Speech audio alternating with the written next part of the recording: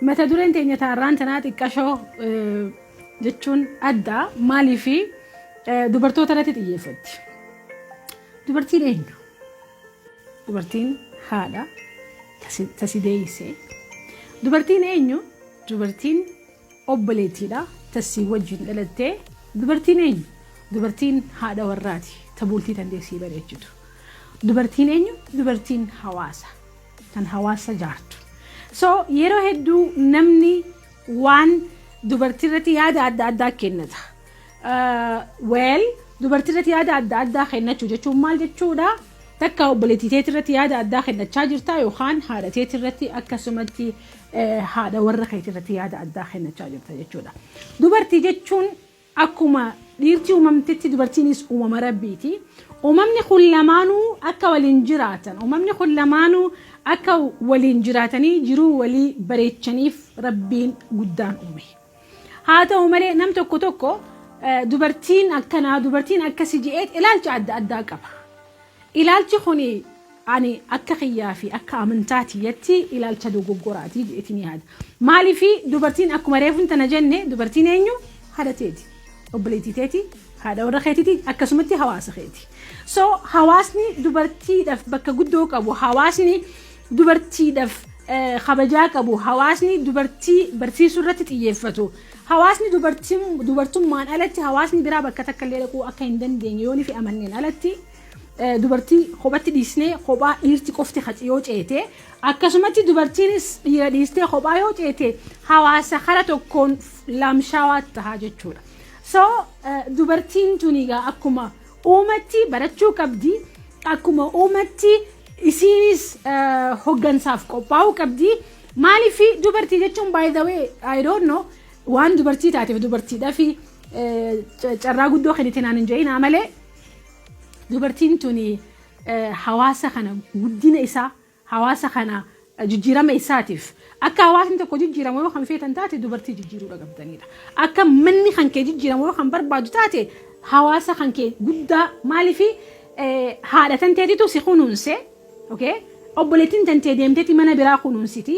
Warri kan kee tane ati warra jettee waliin jiraatu tuni bakka biratti kunuuntee dhufti.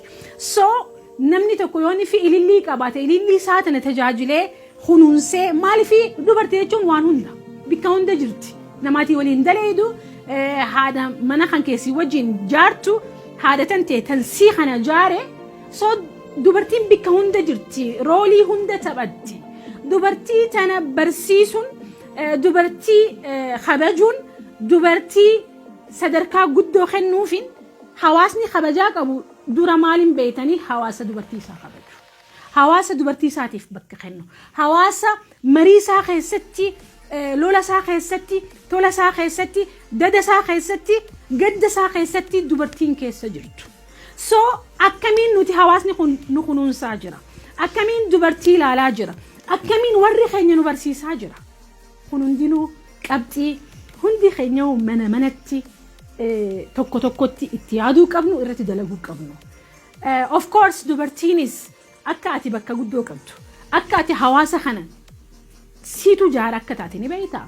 If jaarutti jirta. Maaliif dubartiin fakkeenya fogguunii fi garaa qabdu yeroo dheertuudha mana teessa ta'a. Yeroo tantee sana akkamitti fayyadamutti jirti? Ati haadhaaf haadhummaadhaaf qopheessite maaliif shoorri ati taphattu hawaasummaa keessatti bakka bakkatti dhiirti abbaa ta'ullee garatti hin qabatu. Tan ji'a sagal garatti qabattee irratti dhukkubsattee irratti aarsaa kafaltee ilmoo tana deessu dubartiidha. Akka sanitti haadha qofaa miti ilmoo tana kunuunsuu keessatti ilmoo tana guddisuu fi hegaree isaa ijaaruu keessatti shoora guddaa tan taphattu haadha. San qofaa miti ilmaan kan kee kun sirnaan barnoota harkachuu isaaniitii fi waan baratan akka isaan qayyabatan godhuun sirraa'i. Saniifuu Oromoon teenya maal jettee haadha laali intala fuudhii jaan. Maal jechuudha haadha laali intala fuudhii jechuun yoonii fi ati haadha gahee isii taphatte, haadha shoora isii akka gaariitti taphatte. Maaliif ilmaan kun boru ilmaan kanaatu mana kana keessaa ilmaan xixiqqaa kanaatu guddatee ilmaan ati irratti ifaajja kanaatu boru guddatee gaaddisa maatii isaaniitiif tahanii gaaddisa hawaasa isaaniitiif tahanii. So haati jabduun haati cimtuun shoora haadhaa san gahee guddaadhanii gahee gahaadhan raawwatti jechuudha. Akkasumatti gahee haadha warrummaa qabdi. Abbaa warra kan keetii saniif ati gaaddisa isaati. Abbaa warra kan keetiitiif ati kabajaa isaati. Abbaa warra kan keetii jiru tanteeti. So shoorri ati haadhummaa irratti taphattuu fi shoorri ati haadha warraa ta'uu irratti taphattuu fi shoorri ati akkasumatti ilmoo warra keessanii ta'uu irratti taphachaa jirtu shoora bakka. San qofaa miti yes ati haadha fi abbaa kan keetiif ilmoodha. So hundi keenyaa'u shoora adda addaa akka qabnu beeyne yes responsibility waan dandeenyuuf rabbiinis dubartii godhee nu uume dubartummaa keenyan boonnee dubartummaa teenya tana maximize goone hawaasa keenya waan nurraa eegu maaliif an intala haadha tiyyaati okay haadha ilmaan kiyyaati akkasumatti haadha warra abbaa warra kiyyaati akkasumatti obboleeyyan kiyyaati you see shoora adda addaatiin qaba akkasumatti intala hawaasa kanaati. So hawaasnis waan irraa fedhu qaba jechuudha. Waan gaheen nan qabu baalaansii godhu